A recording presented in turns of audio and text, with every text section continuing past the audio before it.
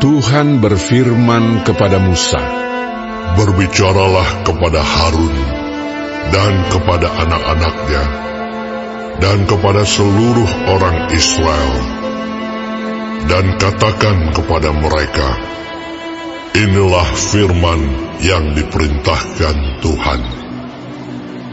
Setiap orang dari kaum Israel yang menyembelih lembu atau domba atau kambing di dalam perkemahan atau di luarnya, tetapi tidak membawanya ke pintu kemah pertemuan untuk dipersembahkan sebagai persembahan kepada Tuhan di depan kemah suci Tuhan, hal itu harus dihitungkan kepada orang itu sebagai hutang darah, karena ia telah menumpahkan darah, dan orang itu haruslah dilenyapkan dari tengah-tengah bangsanya." Maksudnya, supaya orang Israel membawa korban sembelihan mereka yang biasa dipersembahkan mereka di padang kepada Tuhan ke pintu kemah pertemuan, dengan menyerahkannya kepada imam untuk dipersembahkan kepada Tuhan sebagai korban keselamatan. Imam harus menyiramkan darahnya pada mezbah Tuhan di depan pintu kemah pertemuan dan membakar lemaknya menjadi bau yang menyenangkan bagi Tuhan. Janganlah mereka mempersembahkan lagi korban mereka kepada jin-jin, sebab menyembah jin-jin itu adalah zina. Itulah yang harus menjadi ketetapan untuk selama-lamanya bagi mereka turun-temurun.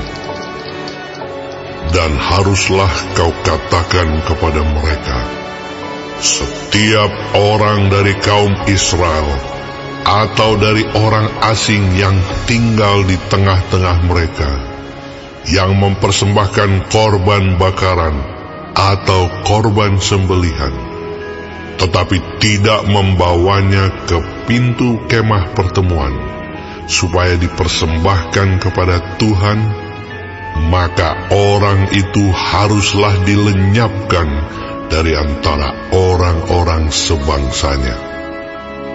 Setiap orang dari bangsa Israel dan dari orang asing yang tinggal di tengah-tengah mereka, yang makan darah apapun juga, aku sendiri akan menentang dia dan melenyapkan dia dari tengah-tengah bangsanya.